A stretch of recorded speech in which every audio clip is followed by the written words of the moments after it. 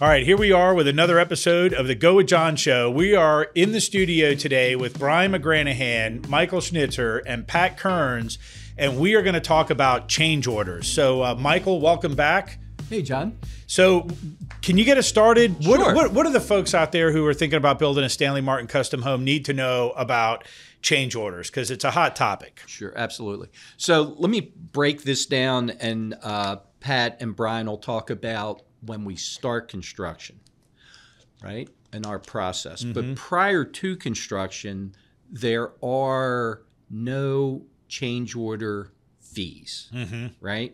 So if a customer comes in and they want to add some custom faucet and we got to get it priced out and blah, blah, blah, that's all part of the process, right? And so a customer could come to us with 5 requests, 25 requests, whatever it is, right? So that's all part of the process, no cost. Right. Now, is there a difference between people who are customizing and Absolutely. not customizing? So how does that work? Yeah. So I'm specifically speaking to the customers who are going through our customization process. Okay. Customers that aren't customizing do everything within the selection studio, within our kind of portfolio of options. Right. And so there's, absolutely no change orders for that. But when a customer goes outside the box and does custom appliances and this and that and the other, and the back office is working up shop details and this and that, there's a lot of time that goes into that. And we do this as part of the process. It's free of charge. We kind of flip a switch. So when we go into construction, there's another process. So up till construction, no change order fees. And I'll let Pat and Brian cover what is the process during construction.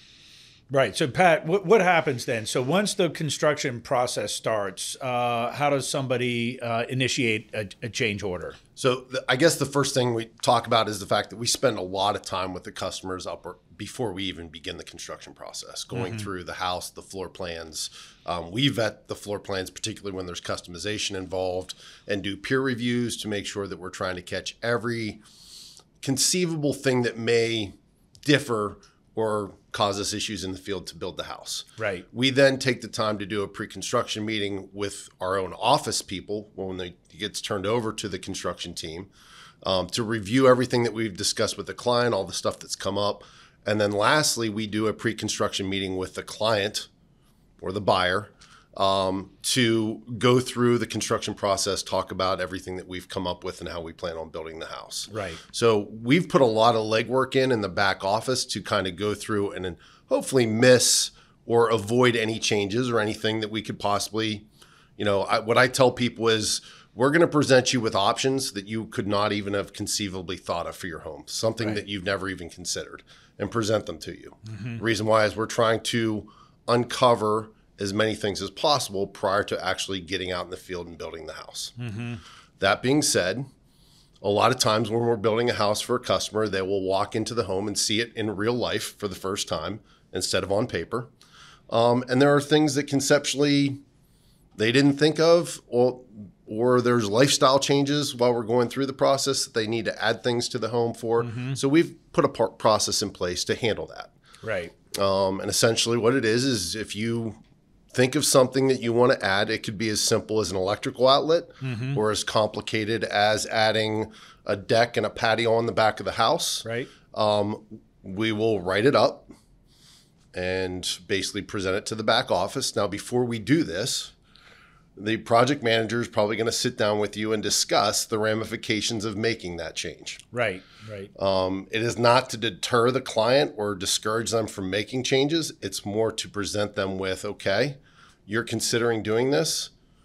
We're going to try to lay out for you how it's going to impact the build, meaning the timing.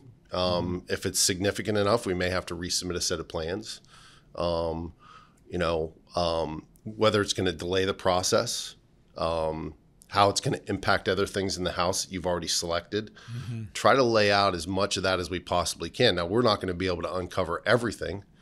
We're good at what we do, but there are sometimes things that we miss or don't think of conceptually when we're considering a change. And that's why we take it and give it to the back office to present to them, so they can kind of delve into it a little bit deeper and consider things that maybe we're not thinking of. Impacts jurisdictionally, like meaning, do we have to resubmit? Do we have to recalculate for impervious issues? If we're adding square footage or space to the house, things like that. So Brian is the PM. You would present it to the PM and say, hey, we're considering doing this. Brian would walk you through the process, kind of talk to you about the impact of doing it, and allow the client to consider whether or not it's something they want to pursue. Right.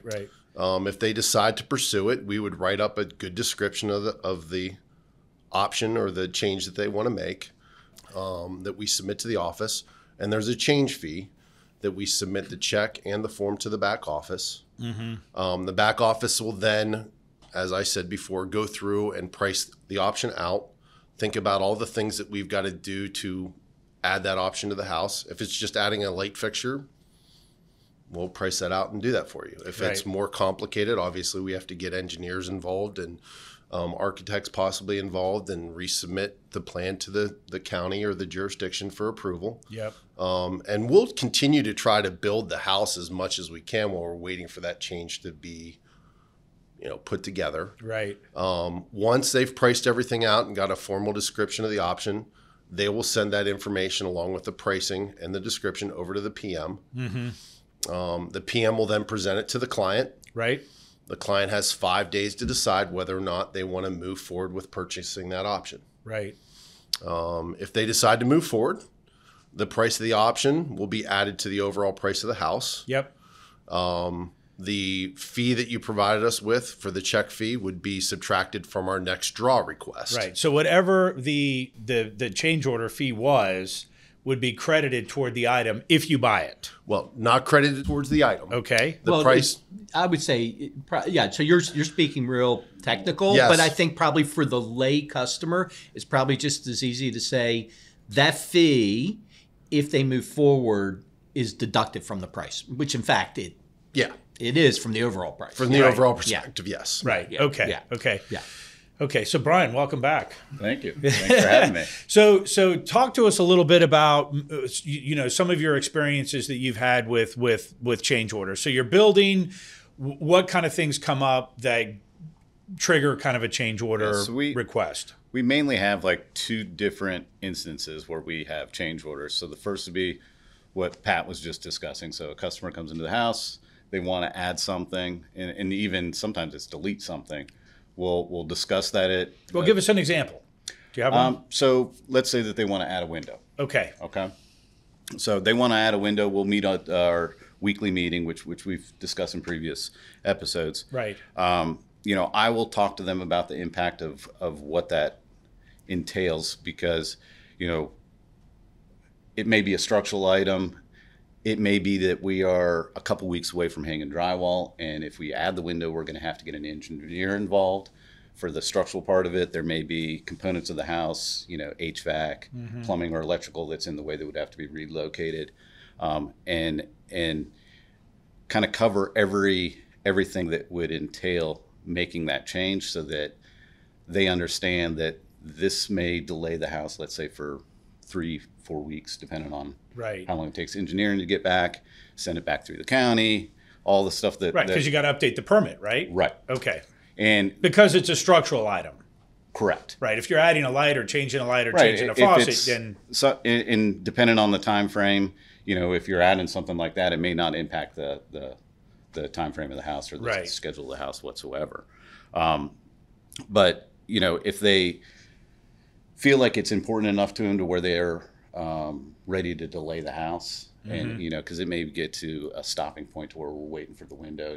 That goes back to what Pat said. It's not I'm trying to talk anybody out of it. I just want to make sure that they have the best information to make their decision. And one of the things I'll point out is a lot of times people will come to us and ask us about this, and if you talk to somebody about adding a window, it's like, okay, you're going to cut a hole in the side of the wall and put a window in, and it's lickety split, it's done. But there's a lot more that goes into it that we try to walk the customer through and explain to them why adding that window has a little more impact than just cutting a hole in the side of the house and popping a window in. There's, as Brian said, there could be structural items. When we do our HVAC calculations, we have to calculate the number of windows that are in the house, and that's how we design the system. So when we add that, you know, the way we build houses nowadays, we have to go back and recalculate the stuff for the HVAC. So it's not just a simple, hey, cut a hole. Right. And we try to walk people through that, because for someone who's never had a home built before, and if it was me, you know, before I gained the experience, I'd be like, dude, just cut a hole in the plywood and pop a window in, for God's sakes, and put a couple 2x4s around it. What's the big deal? Why is it going to take that long? Yeah. So we try to walk them through the process and explain it to them so they can understand the ramifications of their decisions. Mm-hmm. How important is it to you? Because this is what we're going to have to do, and this is why. It's not just, oh, you're going to delay the house 3 weeks. We try to explain to them why it's that significant. Right. And I think it goes back to, you know, we're a manufacturer. You put the whole plans together, and you design the home first, then you engineer the home, then you build the home.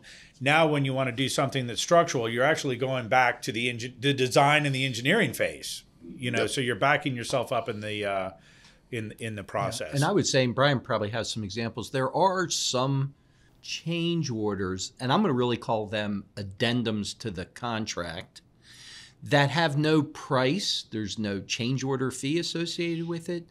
It's something where we want to make sure we are totally in line with the customer. Brian could probably think, or Pat can think of some examples, but there are some things that we have where we say we will not move forward unless a customer signs off on a shop drawing, right? Well, we're going to write a change addendum, and we're going to bring that shop drawing into the sales contract. Right. Could be for like a bench and cubbies. Could be. Usually we already have that. I mean, a good example is like I had a porch that the plans, it doesn't quite work out. You have a picture that looks beautiful, but then when you're actually putting it together, the measurements don't add up to what it's supposed to look like. So then you may have to make that change, send it back to the architect, have them clarify some things, and then we would send it to the customer, have them sign off, because it is altering the original plan slightly, but then we're not going to charge them a change order fee, or because it's basically just a no cost change, because it's just a clarification of this is how we're going to build it. Right. It could be as simple as like floating stairs. I mean, we do these highly contemporary stairs with these like a metal like mono beam running down the center. And we have the company come out and measure and whatever, and we have them prepare a shop drawing. So that we'd want to bring into the plan, because it's an expensive element. Right. And we want to make sure there's no room for ambiguity in what we're putting in. So those are, I would say, no cost change addendums, right, that we process.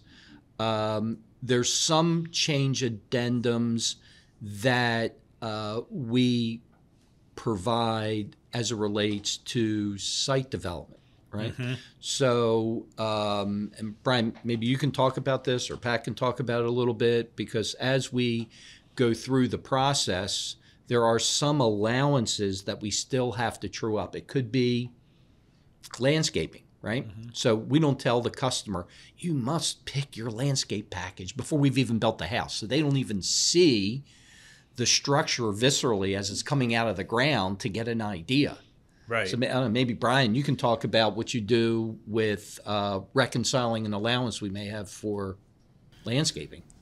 So yeah, we obviously, when we're doing the site costs, we're going to put a plug in for items like landscaping. So we're giving them a plug that would give them enough money to put a generous landscape package in front of the house. But if they were to want to go to town and add a bunch of trees, maybe even, like Pat was saying, a patio or something on the back, then we're going to get the proposals from our contractors. We're going to present them to them, and then we would true it up with the... Yeah. So I would say there's two examples. So one is where we intentionally put an allowance to be reconciled during construction. That's part of the site cost. So there's no change addendum fee. All we're saying is we have an allowance for plantings.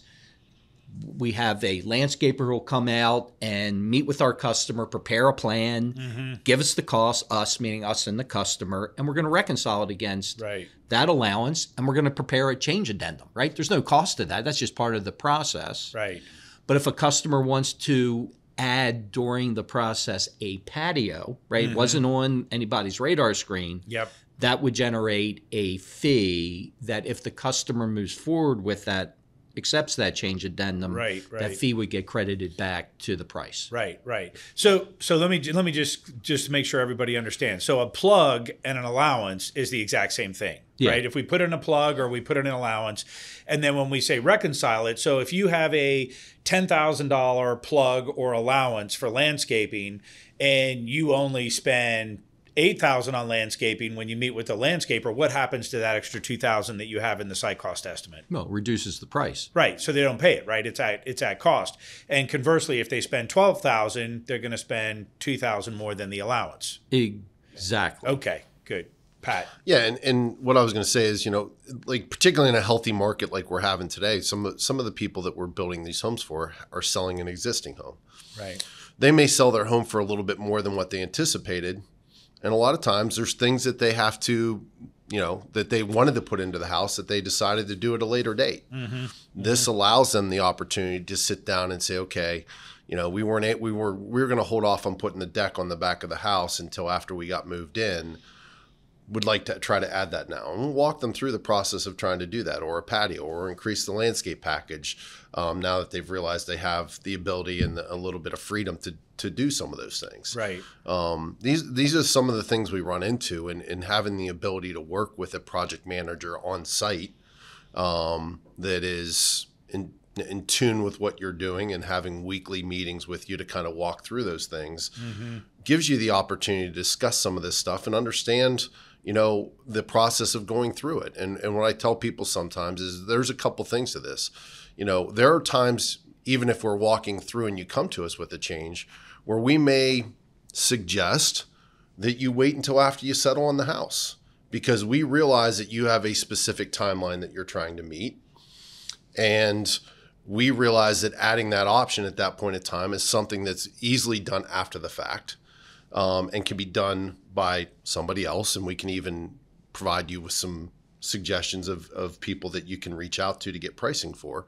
But we want to ultimately, we want to get the customer to be satisfied. And if they're going to be unsatisfied, but waiting an additional month or 6 weeks to get this thing added, and they could just do it after the fact, we like people's money just as much as they like to give it to us at times. But there's sometimes it's better in their best interest, based on the information that we know about them, to have them wait for that. Right. And one example, and I think Brian referred to our other episode, the weekly meetings episode that we have is really important. And we talk about timing and financing and closing the loan. And I think one of the things you're alluding to is that when people take out a construction loan, their lender may require that the home be completed by a certain date. And if you're late into the process and now all of a sudden you want to add a deck, that act in itself may drag out the construction past beyond the date that's acceptable to the lender. So there are a lot of moving parts in this transaction, and we would go over all of that with the buyer, right? And it could be their loan expiration. It could be the fact that they want to be in the home at a certain date because they're going to have an event at the house. Yep. A graduation party, a wedding. They've got a baby on the way and want to be in the house. These are all things that we kind of... Sometimes I feel like we're a life coach, because we're walking people through this process and trying to explain this to them to make sure that, hey, look, we know you're really focused on this and getting in by this date. This is going to impede our ability to do this for you. Right. So you may want to reconsider this. Again, it's not because we don't want to do it for them. It's because we're trying to look at the overall grand scope of things and what they're trying to accomplish. Right. And what's interesting is that, and I've said this 10,000 times, most folks don't realize what's entailed in building a home. And at the beginning of the process, many people tell me, "Oh yeah, we're not going to make any changes." And I said, "That's great. You'll be the first one." And so I think in general, folks don't realize the things that they're forgetting to think about. And as they come through the process, we're going to help them with these things as they come up. And I think everybody makes some sort of a change. Would you agree, Brian? Absolutely. Yeah. I don't think that I've had one customer that sat down and said that he did his due diligence and he'd be the first customer, and I'm pretty sure he had at least three. Three changes. Yeah. So, I've never had one. Yeah. Well, I think customers decompress a little bit during construction because they're in really good hands with the PM. Right. You know, for instance, Brian does these weekly meetings. I mean, so they get really comfortable with the PM and the PM's knowledge of what's going on and juggling all the moving parts and pieces. And then I just think it kind of frees their mind up to start thinking about other things. That's just human nature. Yeah, and there's a ton of stuff out there right now for people to go on and look at and conceptualize things and see things on Pinterest, on all these different avenues that are out there for people to look at things. And there's things that come up during the build process that change. People's life situation change. There's whatever it may be, there's things that we realize that people, they didn't picture it right in their head on the paper versus when they walk into the house and actually see it in real life. Right. And then sometimes that's hard for a person to do who's not used to doing that on a regular basis, looking at a set of plans and visualizing something versus what it's going to be in person. Whereas people that have been in the industry and done it for a while can almost have that 3D image painted in their head as they're looking at the set of plans and kind of conceptualize what it's going to look like. Yeah. So, that's part of it too, is there's that dynamic change from when you go to looking at it on paper, and then when the structure and the roof go up and you're walking through the rooms and seeing it and going, okay, I'm going to put this piece of furniture here and I'm going to do this and I'm going to do that. And then all of a sudden it's like, oh, we really should have put an eyeball light for that piece of art that we're going to put in that on that wall there, or whatever it may be. There's a lot of those little things that we go through that we're glad to be able to assist and help people out.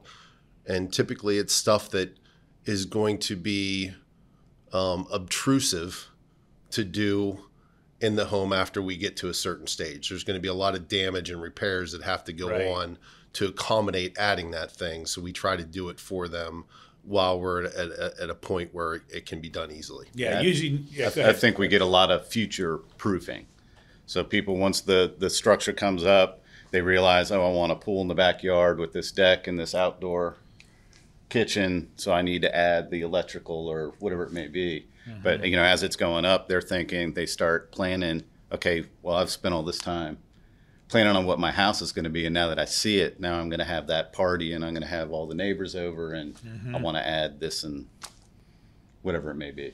Right. It happens. But I would say that we definitely probe the customer at the beginning of the process. So if they're thinking about adding a pool, we typically, and Brian's right, people change their mind during the process, but we're typically saying, hey, if you're going to do start with the end in mind. Tell us what you want so that the grading plan will kind of be future-proofed, right? We'll clear the trees for the pool, whatever. Inevitably, people change their mind. Yeah. Right. And that's where Brian said, where they had no idea they were even going to do this. And now all of a sudden they're out there like, oh, yeah. Yeah.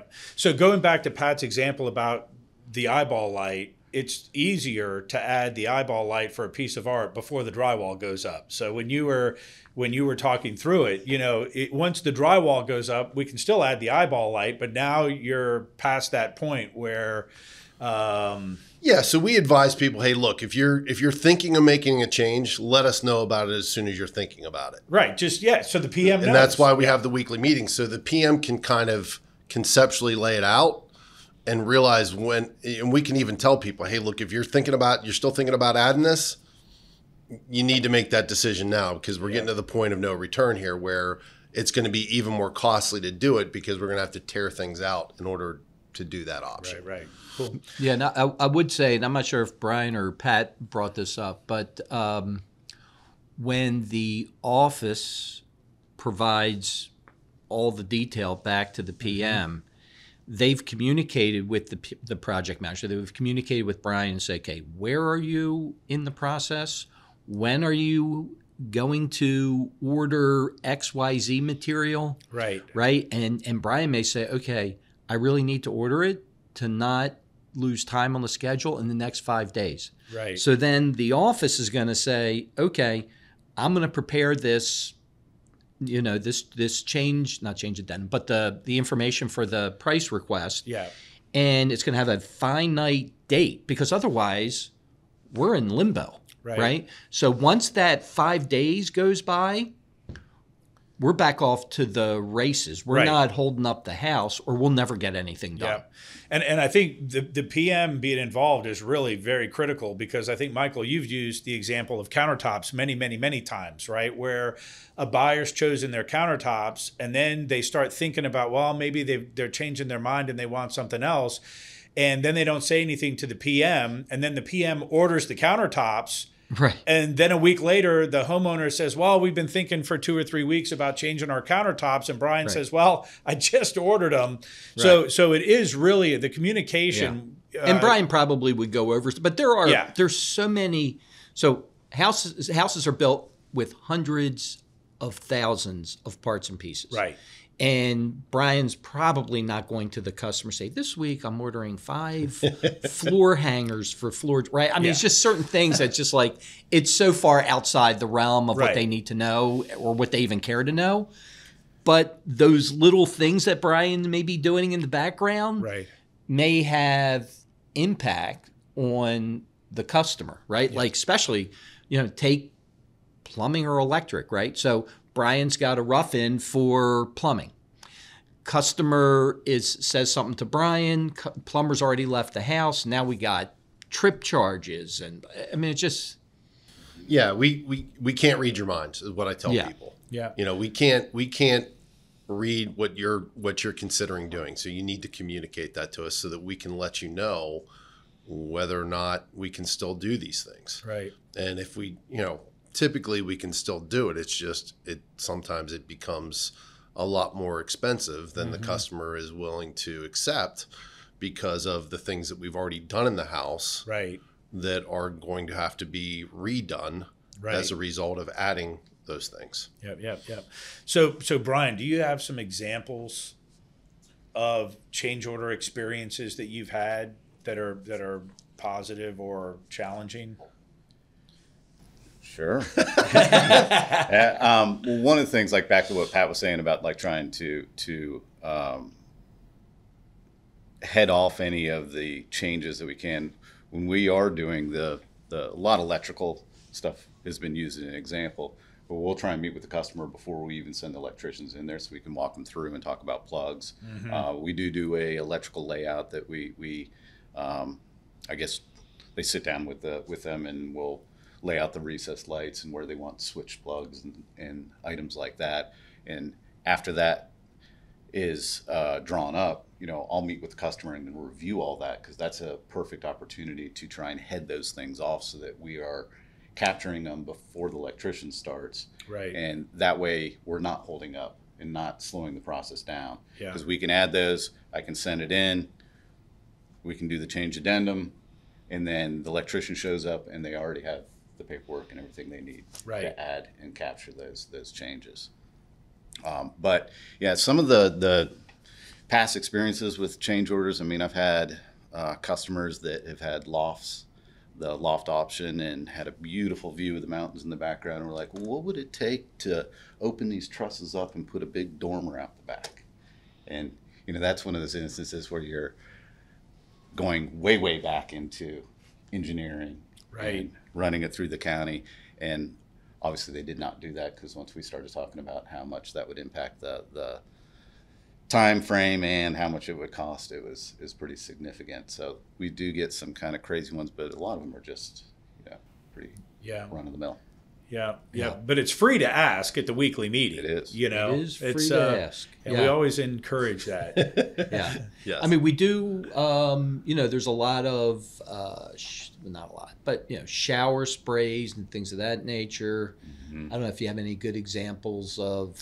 I actually, a lot of times back, even with the electrical walk, even with the plumbing, if they have, I mean, we do these showers that are 8-10 feet long, and it'll have one single shower head, and obviously that's an opportunity where I will suggest maybe you want to think about adding something else to this. I mean, if Right. you're going to have a party shower, Yeah. let's make it a party. Yeah. And the office would have probably gone over it, but Brian, who sees this day in and day out, is like, let me just double check with them one more time. Say, Right. You see the space? Are you sure? You just Yeah.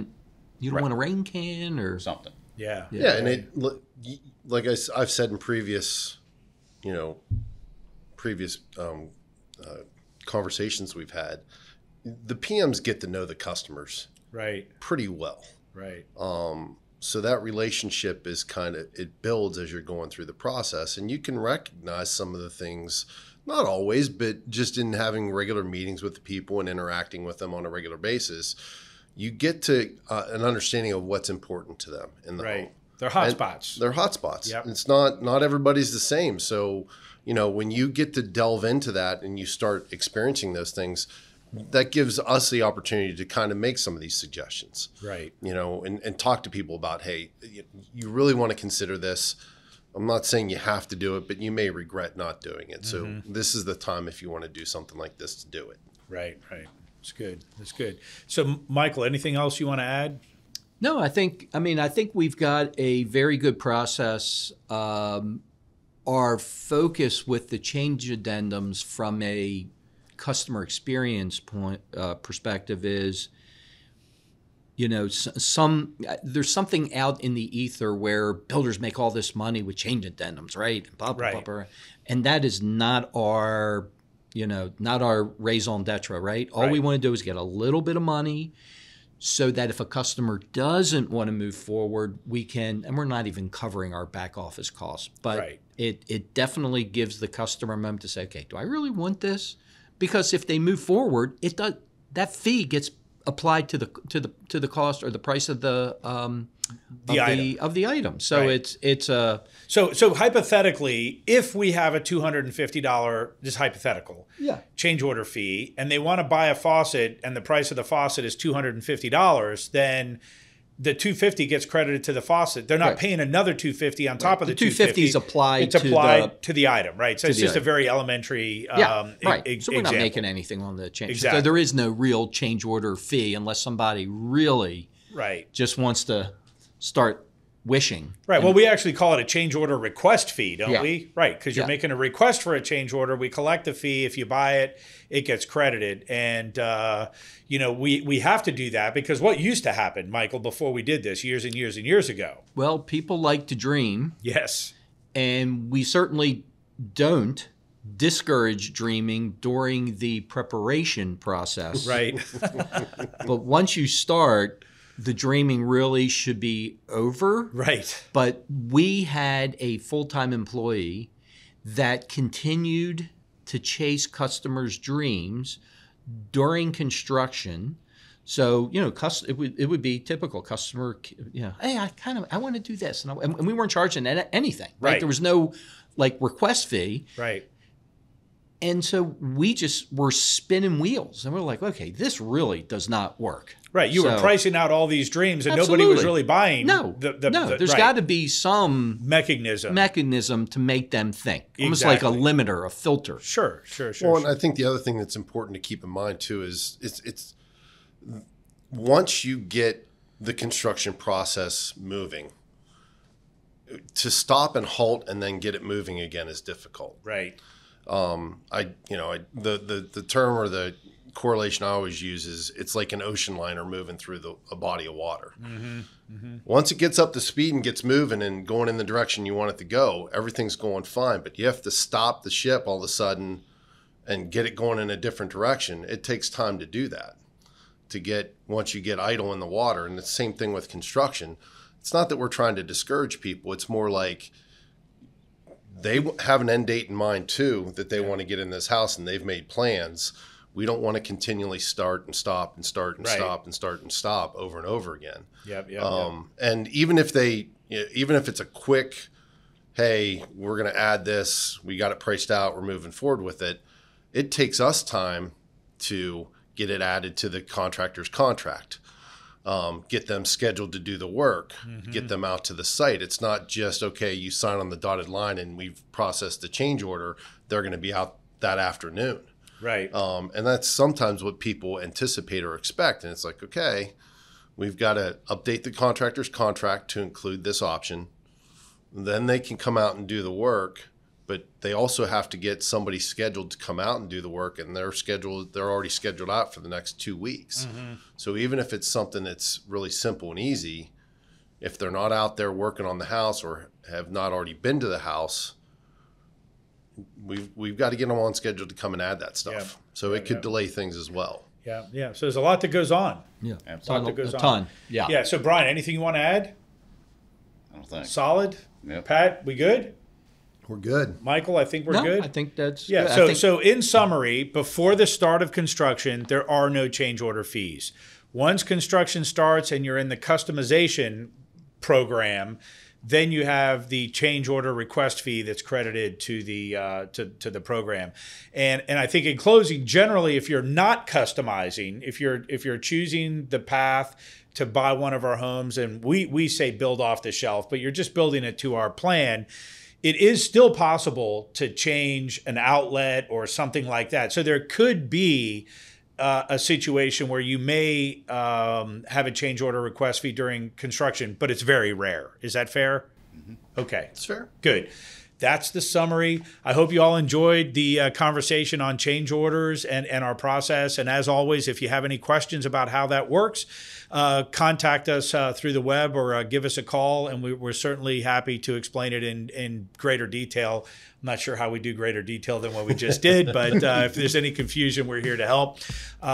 Thank you all for listening, and that concludes another episode of the Go with John show. Go out there and build something extraordinary.